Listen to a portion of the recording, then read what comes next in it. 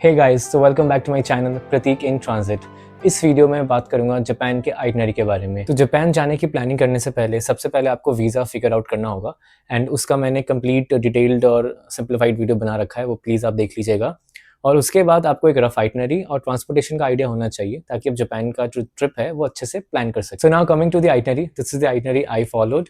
आप इसकी जगह टोक्यो एक साथ और ओसाका एक साथ कर सकते हैं, प्लस जो मैंने डे ट्रिप्स लिए थे उसके जगह आप कोई और डे ट्रिप्स भी ले सकते हैं। Now starting with day zero. So day zero वो दिन है जिस दिन आपको फ्लाइट लेनी है इंडिया से जापान के लिए। पर एयरपोर्ट आने से पहले एक इंपॉर्टेंट काम आप करके रखिएगा, और वो ये है कि आप अपने ब्राउज़र में visitjapan.web खोलिएगा और इसमें अपने डिटेल्स को फिल कीजिएगा। एक क्यूआर कोड जनरेट होगा जो जापान में आप जाएंगे वहाँ पे आपको हेल्पफुल होगा। अगर आप ये नहीं करते हैं तो आपको फिजिकल फॉर्म्स भरने हो सकते हैं और ये आपका जो पूरा प्रोसेस है वो थोड़ा लंबा कर देगा। उसके बाद एयरपोर्ट आने के बाद वही 3 प्रोसेस, पहले लगेज सबमिट करना और फिर सिक्योरिटी एंड इमिग्रेशन। और अगर फास्टैग इमिग्रेशन आपका अप्रूव हो गया है या आपने करा लिया है तो आप फटाफट बिना ज़्यादा लाइन के निकल सकते हैं। हमारा जो फ्लाइट था वो जापान एयरलाइंस का था, इसके बारे में और मैं वीडियो के एंड में बताऊंगा। Flight was very comfortable. तो डे ज़ीरो हमारा फ्लाइट के अंदर ही स्पेंड हुआ। Now coming to day one. Day one क्योंकि मैं टोक्यो में लैंड किया था तो मैं टोक्यो ही घूमने वाला था, तो टोक्यो का मैंने ये एरियाज कवर किया था। सबसे पहले आप जब एयरपोर्ट पे लैंड करते हैं तो कुछ चीज़ें वहीं पे कर लीजिएगा।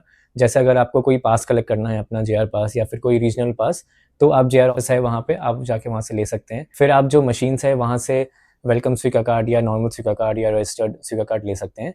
और अगर आपको पॉकेट वाईफाई वगैरह लेना है तो आप वो भी ले सकते हैं। हमारा इंटरनेशनल रोमिंग का जो रिचार्ज था जियो का, दैट वाज चीपर एंड हमें उसी से काम चल गया, तो हमें वो लेने की ज़रूरत नहीं पड़ी थी। उसके बाद हम डायरेक्टली होटल चले गए टोक्यो मोनोरेल लेकर, जो वहीं से चलती है एयरपोर्ट से। और after resting a bit and having the free snacks there, we went to our first location and that is Sensoji temple. Sunday होने की वजह से थोड़ी सी भीड़ थी सेंसोजी टेम्पल पे, बट उसके बावजूद it was a very good experience. आप आते ही जापान में उनका कल्चरल साइट देखते हैं and it's a good experience. Sensoji temple आप नाकामी से शॉपिंग स्ट्रीट होके ही जाएंगे तो आपका वो भी कवर हो जाएगा, और पास में कानोडोरी स्ट्रीट है, वो भी शॉपिंग और फूड वूड के लिए है, तो आप वो भी एक्सप्लोर कर सकते हैं। अब सेंसोजी के बाद और नाकामी से शॉपिंग स्ट्रीट में खाने पीने के बाद आप जा सकते हैं यूनियो पार्क, या फिर अगर आपको सेरामिक्स का शौक है तो आप जा सकते हैं कावाबाशी होंडोरी स्ट्रीट। पर मैं गया था डायरेक्टली अखियाबारा, मेरे पास इतना ही टाइम था तो आई वेंट टू अखियाबारा, जो कि वहाँ का इलेक्ट्रॉनिक्स टाउन है। तो डायरेक्ट कल्चरल एक्सपीरियंस से जापान का जो इलेक्ट्रॉनिक साइड है मैं वहाँ चला गया था। अखियाबारा में आपको कई सारे गेम पार्लर्स मिलेंगे और कई सारे इलेक्ट्रॉनिक्स के शॉप मिलेंगे जो आप एक्सप्लोर कर सकते हैं, खरीद सकते हैं एंड वहाँ के गेम पार्लर्स में इंजॉय कर सकते हैं। और फिर हम डायरेक्टली आ गए होटल, और होटल में आने के बाद क्योंकि 3 बज गए थे, 3 बजे ही जापान में चेक इन होता है, हमने चेक इन वगैरह किया और उसके बाद हल्का फुल्का रेस्ट किया। उसके बाद हमारा टाइम होने वाला था टीम लैब प्लैनेट्स के लिए। तो यहाँ पे टीम लैब बॉर्डरलेस भी है और टीम लैब प्लैनेट्स भी है, तो हमारे पास ज़्यादा टाइम था नहीं जापान में, तो हम टीम लैब प्लैनेट्स सिर्फ गए थे and it was a mind blowing sensory experience. आपको ज़रूर जाना चाहिए वहाँ पे, आप इजिली 2.5 to 3 आवर्स स्पेंड कर लेंगे। तो वैसे ही आप अपना टाइम स्लॉट चूज़ कीजिएगा और टाइमिंग्स अपना देख के जाइएगा। और टीम लैब्स के प्रीमाइसेस के अंदर ही उनके एंट्री गेट के सामने एक वीगन रामेन शॉप है, रामेन रेस्टोरेंट है, तो उसमें ज़रूर आप ट्राई कीजिएगा, इट्स हाईली रिकमेंडेड। पर हम वो नहीं टेस्ट कर पाए थे बिकॉज हम लेट हो गए थे टीम लैब से निकलने में और तब तक वो बंद हो गया था। तो टाइमिंग्स आप ज़रूर देख के जाइएगा। Now coming to day to. Day two के लिए मैं काफ़ी एक्साइटेड था क्योंकि हम ओसाका जा रहे थे but via Nagano. Nagano is one of the top 10 cherry blossom spots और सकुरा स्पॉट्स इन जापान। जिस टाइम हम गए थे मिड अप्रैल के बाद, तो वहाँ पे जो चेरी ब्लॉसम है that is suppose to be very good and वो सही निकला। तो हम बुलेट ट्रेन से, टोक्यो से बुलेट ट्रेन लिया, हम नागानो पहुंचे और उसके बाद we directly went to Zenkoji temple. और वहाँ पे आपको सेंसोजी टेम्पल का 10% क्राउड भी नहीं मिलेगा। वेरी पीसफुल, वेरी सीन, आपको ज़रूर जाना चाहिए वहाँ पे। एंड उसके बाद we directly went to Garyu park, जहाँ पे चेरी ब्लॉसम एक्चुअली मुझे एक्सपीरियंस करना था। तो थोड़ा टाइम लगा, अराउंड 45 मिनट्स टू 1 आवर लगा गारियो पार्क जाने में, and it was worth it. बहुत ही सुंदर था, इट्स रियली प्रिटी, और टूरिस्ट भी वहाँ पे बहुत कम थे, तो आप ज़रूर जाइएगा वहाँ पे। एंड अगर आप चेरी ब्लॉसम के टाइम नहीं भी आते हैं और आपको कंट्री साइड जापान का एक्सप्लोर करना है, तब भी आप नगानो को अपने आइटनरी में इंक्लूड कर सकते हैं। नाउ आफ्टर विजिटिंग गारियो पार्क हम डायरेक्ट ओसाका चले गए। हमें पहुँचते पहुँचते वहाँ पे अराउंड 10:30 PM हो गया था, सो हमने डायरेक्टली अपने होटल में चेक इन कर लिया। हमारा होटल था APA hotels in the Shinsaigai area of Osaka. तो आपा होटल्स जो है, it's a big chain of budget hotels in Japan, so you can check it out. Coming to day three. Day three में सबसे पहले हमने शिनशगाई area में एक जगह ब्रेकफास्ट किया था। पैक्स हॉस्टल है, उसमें कैफ़े है, उसमें अच्छे सैंडविचेस खाएँ। उसके बाद हमने ट्रेन लिया और हम नारा पहुँच गए। नारा में आप ये जगह घूम सकते हैं, तो सबसे पहले स्टेशन से उतरने के बाद हमने बस किया और हम पहुँच गए टोडाइची टेम्पल। तो टोडाइची टेम्पल नारा डियर पार्क में ही है एक तरीके से, और वहीं पे आपको नारा के डियर्स मिल जाएँगे। आप उनके साथ काफ़ी उनको क्रैकर्स वगैरह खिला सकते हैं एंड एन्जॉय कर सकते हैं। और टोडाइची टेम्पल के अंदर जाके टिकट लेकर अंदर जाना होता है। आप अंदर भी जा सकते हैं, वहाँ पे बहुत बड़ा बुद्धा जी का स्टैचू है, तो आप ज़रूर उसको देखिएगा। उसके बाद हल्का-फुल्का वहीं पे आस-पास घूम के हम चले गए पैदल-पैदल कोफूजी टेम्पल।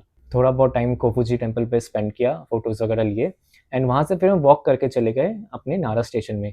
तो जो वॉक करके जिस स्ट्रीट से हम गए थे, सांजो डोरी स्ट्रीट, इट्स एब्सोल्यूटली प्रिटी, बहुत सुंदर है। आप ज़रूर उसी रास्ते से जाइएगा, वहाँ पे कैफ़ेज़ और शॉप्स भी हैं। उसके बाद हम वापस ओसाका आ गए और हमारे होटल के पास ही एक काफ़ी अच्छा रामेन शॉप था, वहाँ पे हमेशा लाइन लगी रहती थी। तो हम वहीं गए, हमने रामेन वगैरह खाया, वही हमारा डिनर था। उसके बाद हम होटल आ गए and we concluded our day. Now coming to day 4। Day 4 में हम गए क्योटो। अब जापान आएँगे तो टोक्यो, ओसाका, क्योटो तो आपको करना ही है अगर फर्स्ट टाइमर है।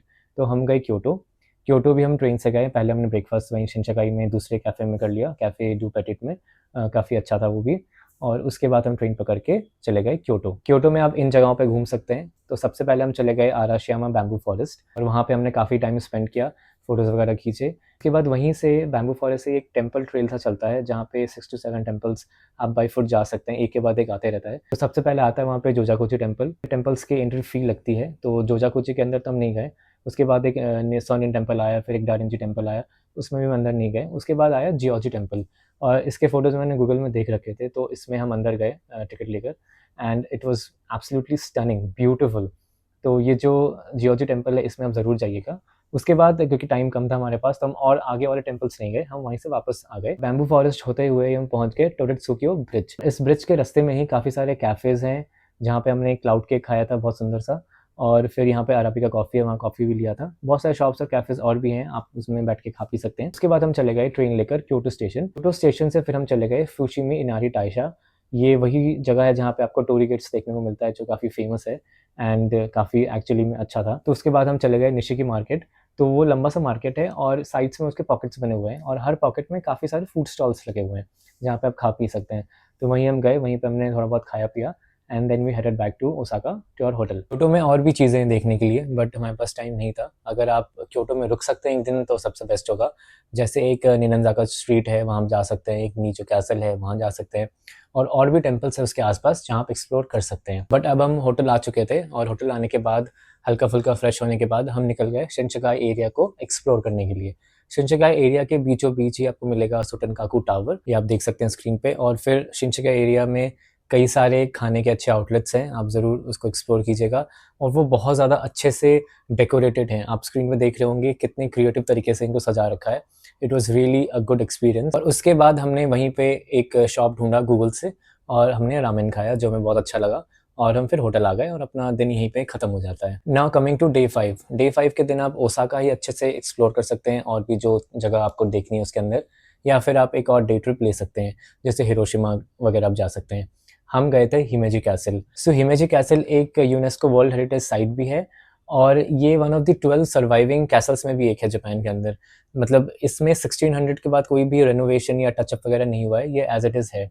कोई वॉर वगैरह में डिस्ट्रॉय भी नहीं हुआ था। So it is one of the surviving Castle's in Japan and it's absolutely beautiful, आपको ज़रूर जाना चाहिए। और हिमेजी कैसल जाने का एक और इम्पोर्टेंट रीज़न मेरे लिए ये था कि इनके बीच एक बुलेट ट्रेन चलती है, जो हेलो किटी थीम पे बेस्ड है। तो अगर आप हेलो किटी शिनकानसेन में बैठना चाहते हैं और हिमेजी कैसल देखना चाहते हैं, तो आप इस आइटिनरी को ज़रूर फॉलो कीजिएगा। और हम फिर ओसाका वापस आ गए। ओसाका में हम आते ही हम चले गए ओसाका कैसल, जो कि अगेन बहुत ही सुंदर जगह है। ओसाका कैसल एक्सप्लोर करने के बाद हम वापस अपने होटल आए और अब हम थोड़ा फ्रेश होने के बाद निकल गए दोतनबरी के लिए। अगर आए हैं तो आप दोतनबरी जाएंगे ही, और दोतनबरी एक डिफरेंट सा एक्सपीरियंस है। सब जगह नियॉन लाइट्स चल रहे हैं, बीच में से कनाल जा रहा है और वहाँ स्पाइडरमैन दिख रहा है। फिर वहाँ पे एक ग्लाइको साइन है जो बहुत फेमस है, वहाँ सब फ़ोटो खिंचवाते हैं खड़े होकर। और उसके बाद वहाँ खाने-पीने के बहुत सारे ऑप्शंस हैं। वहाँ एक मेगा डॉन क्योटो भी है, जिसमें एक वो व्हील वाली राइड है बड़ी-सी, उसमें भी आप जा सकते हैं, लाइन बहुत लंबी थी उसकी। तो दोतनबरी आप ज़रूर जाइएगा। दोतनबरी से आप चलते-चलते शिनशिगाई मार्केट तक भी पहुँच सकते हैं और उसके बाद दोतनबरी वापस आने के लिए आप अमेरिका मूरा एक जगह है, वो थोड़ा अमेरिका से इंस्पायर्ड है, तो उसको घूमते हुए भी आप वापस दोतनबरी आ सकते हैं। फिर दोतनबरी में एक रिकुरू केक करके है बहुत फेमस, उसमें भी हम लाइन लगा के हमने वो चीज़ केक खरीदा और खाया। हमें उतना पसंद नहीं आया, बट आप उसको भी ट्राई कर सकते हैं। उसके बाद हमने और थोड़ा बहुत उतनी बड़ी एक्सप्लोर किया, फिर वहाँ पे हमने गूगल पे सर्च किया, हमें सोबा नूडल्स खाना था। सो वी सर्च, हमें एक रेस्टोरेंट मिला और वहाँ पे सोबा नूडल्स खाएँ और फिर हम अपने होटल की तरफ वापस चले गए। डे 5 हमारा यहीं पे ख़त्म हुआ। नाउ कमिंग टू डे 6, इस दिन हम चले गए ओसाका से टोक्यो। तो टोक्यो पहुँचते-पहुँचते हमें 3 बज गए थे, तो हमने डायरेक्टली होटल में चेक इन कर लिया। अभी हम एक आपा होटल में रुके हुए थे जो शिंजुकू एरिया में था, और फिर वहाँ पे चेक इन करने के बाद थोड़ा बहुत रेस्ट करने के बाद हम निकल गए शिंजुकू एरिया को एक्सप्लोर करने के लिए। तो काबुकिचो एरिया और शिंजुकू एरिया दोनों साथ में हैं। तो सबसे पहले हमने देखा गॉडज़िला हेड, जो रास्ते से ही हमें दिख गया था। उसके बाद थोड़ा आगे बढ़े हम, तो एक क्रॉसिंग पे हमें वो 3D कैट दिखा जो बहुत फ़ेमस है, तो वो भी हमने देखा, फ़ोटो-वोटो लिया उसका। उसके बाद हम एक एली सा है जहाँ पे दोनों तरफ छोटे-छोटे बारबेक्यू रेस्टोरेंट्स हैं, वो एली बहुत अच्छे से लिट है, बहुत सुंदर सा बना हुआ है। इसका नाम है ओमोएड योकोचो, आई थिंक मैंने सही प्रोनाउंस किया इसको। तो वो हमने देखा-वेखा और फिर वहाँ से हम चले गए शिंजुकू एरिया में ही यूनिक्लो और जियो के स्टोर्स हैं, तो हमने वहाँ पे शॉपिंग की। फिर हम वहीं पे एक और डॉन क्यूटे की स्टोर है, वहाँ भी हल्की-फुल्की शॉपिंग की। फिर हम उसको रखने अपने होटल चले गए, फिर होटल में उसको रख के, क्योंकि सब कुछ पास था, हम वापस आ गए शिंजुकू एरिया में, और वहाँ पे इचिरान रामेन है, बहुत फ़ेमस चेन है वहाँ पे, तो वहाँ पे हमने फिर से रामेन खाया। एंड उसके बाद हम चले गए गोल्डन गाई। तो गोल्डन गाई में छोटे-छोटे क्यूट-क्यूट से बहुत सारे बार्स हैं जहाँ पे seating capacity around 10 to 15 people की होगी मैक्स। तो वो गलियों-गलियों में बनी हुई है और वो एक अलग सी वाइब है वहाँ की, तो आप वहाँ ज़रूर जाइएगा। एंड उसके बाद हम अपने फिर होटल चले गए and that was the end of our day. Now coming to day 7, इस दिन हमने शिबुया जो एरिया है उसको अच्छे से एक्सप्लोर किया। तो शिंजुकू से ट्रेन लिया और हम शिबुया पहुँच गए, और यहाँ पे सबसे पहले हमने देखा शिबुया स्काई। हमने स्लॉट बुक करा रखा था, आप भी पहले से ही बुकिंग करा लीजिएगा जापान आने से पहले। जिस टाइम हम गए थे उतनी भीड़ नहीं थी, तो हम एकदम उसके टॉप पे चले गए और काफ़ी फ़ोटोज़ वगैरह लिए। वहाँ से व्यू काफ़ी अच्छा था, वहाँ से आपको शिबुया स्क्रैम्बल भी नीचे दिख रहा था, तो आप उसको भी देख सकते हैं आराम से वहाँ से। So it was a good experience on and all. और शिबुया स्काई के बाद हम चले गए थोड़ा खाने-पीने के लिए, और हम चले गए हैप्पी पैनकेक्स।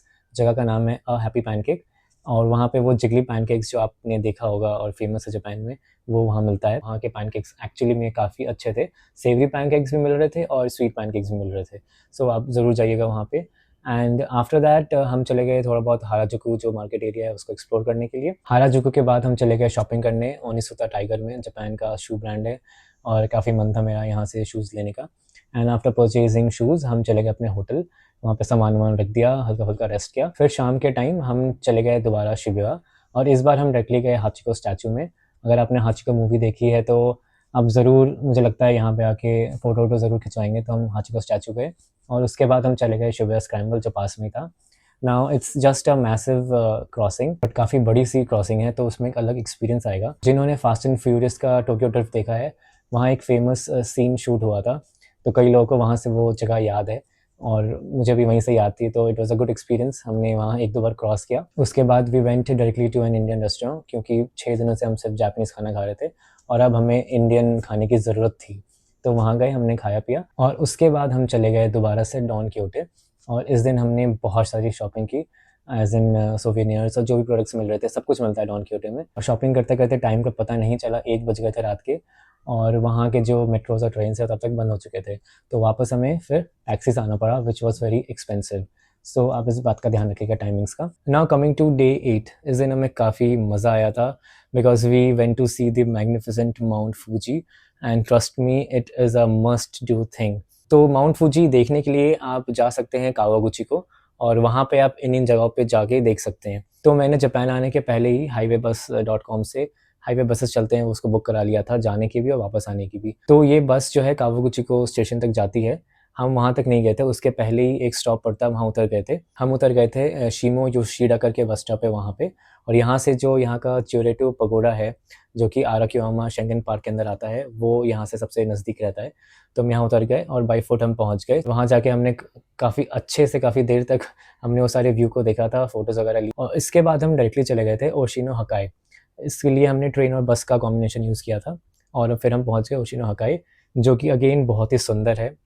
आपको स्क्रीन पे दिख रहा होगा, यहाँ भी बहुत सारे ऐसे एस्थेटिक जगह हैं जहाँ पे आप घूम सकते हैं। इसका जो मेन एरिया जहाँ पे छोटे-छोटे पॉन्ड्स हैं, वहाँ पे थोड़ी भीड़ थी, वहाँ पे एक फूड कोर्ट सा भी था, बट हम उल्टे रास्ते होकर गए थे, तो हमें काफ़ी खाली स्पॉट्स मिले जो कि एक्चुअली बहुत सुंदर था। तो आप यहाँ पे ज़रूर जाइएगा, और इसके बाद हम चले गए थे डायरेक्ट कावागुची स्टेशन, और कावागुची स्टेशन से बसेस चलती हैं, समझ लीजिए कि वो टूर बसेस ही होती हैं और वो डिफरेंट कलर कोड से डिफाइंड है। तो हमने रेड बस लिया था और हम चले गए थे ओइशी पार्क, और वहाँ से भी फुजी का जो व्यू है बहुत सुंदर है। सामने लेक है बहुत बड़ा, जो लेक कावागुची है वो वाली लेक है, और काफ़ी अच्छा व्यू था। आप ज़रूर एक्सप्लोर कीजिएगा, आपके पास टाइम हो तो वो जो पूरा लेक का एरिया है उसको भी अच्छे से एक्सप्लोर कर सकते हैं, या फिर आप दूसरे जो लेक है वहाँ भी जा सकते हैं, वहाँ से भी जो व्यू है काफ़ी अच्छा होगा। तो फुजी वाला दिन हमारा काफ़ी अच्छा था, काफ़ी अच्छा लगा हमें वहाँ जाकर। और उसके बाद वापस हम शिंजुकू आ गए, और वहीं पे हमने एक और इंडियन रेस्टोरेंट ढूँढा और वहीं पे हमने डिनर किया, और फिर that was the end of our day. Now coming to day 9, इस दिन आप जा सकते हैं टोक्यो डिज़नीलैंड। अगर आपने डिज़नीलैंड पहले घूमा हुआ है तो आप इसको स्किप करके डिज़नी सी भी जा सकते हैं, जो सिर्फ टोक्यो में है। अगर यहाँ भी नहीं जाना है तो कई सारे और भी डे ट्रिप्स होते हैं टोक्यो से जो आप कर सकते हैं, बट आई हाईली रिकमेंड कि आप डिज़नीलैंड आएँ। बहुत ही अच्छा एक्सपीरियंस था यहाँ पे भी। शिंजुकू से हल्का सा डिस्टेंस है टोक्यो डिज़नीलैंड का, बट हम ट्रेन के थ्रू ईज़िली पहुँच गए थे। और अगर आपको लगता है कि काफ़ी लाइन्स वगैरह थे, तो ऐसा कुछ भी नहीं था। हम थोड़ा लेट पहुँचे थे, एज़ इन सुबह-सुबह एकदम नहीं पहुँच गए थे, तो हम जिस टाइम पहुँचे बिल्कुल लाइन नहीं थी। हम आराम से अंदर गए और हमने फिर सारा दिन यहीं स्पेंड किया। हमने राइड्स लिया, और एक जब आप टिकट्स लेते हैं, टिकट्स आप पहले से ले लेंगे, तो एक डिज़नीलैंड का ऐप है, उसको डाउनलोड कर लीजिएगा, टोक्यो डिज़नीलैंड का, और उसके थ्रू आप बाकी सारी चीज़ें अंदर एक्सप्लोर कर सकते हैं कि आपको कहाँ-कहाँ जाना है, वो पूरा मैप दिखा देता है। इनफैक्ट अगर आपको प्रायोरिटी पास लेना है तो आप वो भी ले सकते हैं, and it was a beautiful experience, आप ज़रूर जाइएगा।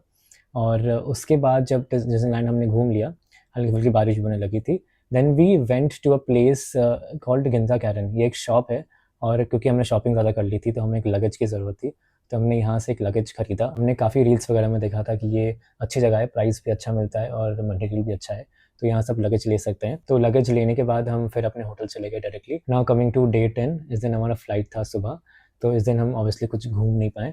हमारा प्लान ये था कि हम ट्रेन से जाएँगे, बट हम हल्का सा लेट हो गए थे, तो हमें टैक्सी करना पड़ा, जो कि थोड़ा एक्सपेंसिव पड़ा, लेकिन हम टाइम से पहुँच गए। और फिर एयरपोर्ट पहुँच के वहाँ पे जापान एयरलाइंस की फ़्लाइट थी, सारे जो फ़ॉर्मेलिटीज़ हमने किए, and we took the flight and we came back to India.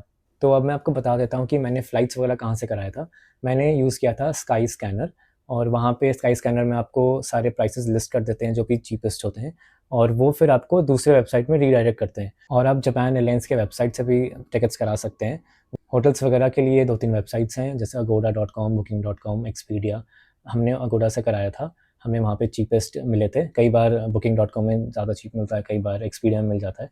हमें उस टाइम अगोडा से मिला था, तो हमने वहीं से सारा बुकिंग करा लिया था। नाउ कमिंग टू बजट, सो आपके जो मेजर खर्चे हैं वो तो एक होटल्स का है और एक फ़्लाइट्स का है। तो फ़्लाइट्स का तो मुझे 55,000 पर हेड पड़ा था आना-जाना, बट आपके फ़्लाइट्स जो हैं वो 30-32,000 से भी शुरू हो जाते हैं। मेरा डायरेक्ट फ़्लाइट था। नाउ कमिंग टू होटल्स, तो ऑन एन एवरेज हमें 8K पर नाइट का पड़ा था प्राइस, और हमने बजट होटल्स ही कराए थे, लाइक होटल टैविनोज़ एंड आपा होटल्स। उसके बाद जो आपका एक मेजर खर्चा है वो ट्रांसपोर्टेशन का है। तो हमने तो एक जेआर पास लिया था, रीजनल वाला होकुरिकु आर्क पास, जिसका हमें 17,500 रुपीज़ लगा था, और उसके ऊपर हमने अराउंड 2,000 टू 2,500 रुपीज़ का स्वीकर रिचार्ज करा रखा था। तो वो भी हमारा ऑलमोस्ट ट्रांसपोर्टेशन में ही यूज़ हो गया। अब आ जाते हैं जो वहाँ पे आप घूमने जाएँगे चीज़ें, like for example if you go to Disneyland, तो वहाँ पे अराउंड 5,700 रुपीज़ पर हेड का कॉस्ट पड़ेगा, and this cost fluctuates from day to day, तो आप वो चेक कर लीजिएगा। क्यूबिया स्काई का अराउंड 1300 आईएनआर का पड़ा था, और ये भी स्लॉट वाइज़ प्राइसेस चेंज होते रहते हैं। और उसके ऊपर टीम लैब्स का हमें कॉस्ट पड़ा था अराउंड 2800 रुपीज़ का। ये हमने टीम लैब्स के वेबसाइट से कराया था, और बाकी दोनों चीज़ हमने क्लूक से कराया था। और जैसे आप किसी टेम्पल में जाते हैं, फॉर एग्ज़ाम्पल हम जियोजी टेम्पल गए थे, तो वहाँ पे around 300 yen, that is around 180 rupees का कॉस्ट आया था। हिमेजी कैसल में around 1000 yen, that is 600 to 610 rupees का कॉस्ट आया था। और उसके बाद हम आ जाते हैं फूड पे।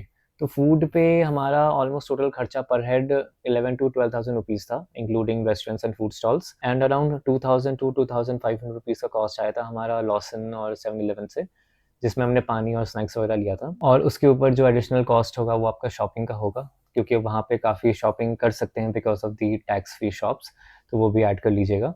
और वीज़ा और ट्रांसपोर्टेशन नेविगेशन के बारे में मैंने सेपरेट वीडियोज़ बनाए हैं, जो आपको प्लेलिस्ट में मिल जाएँगे।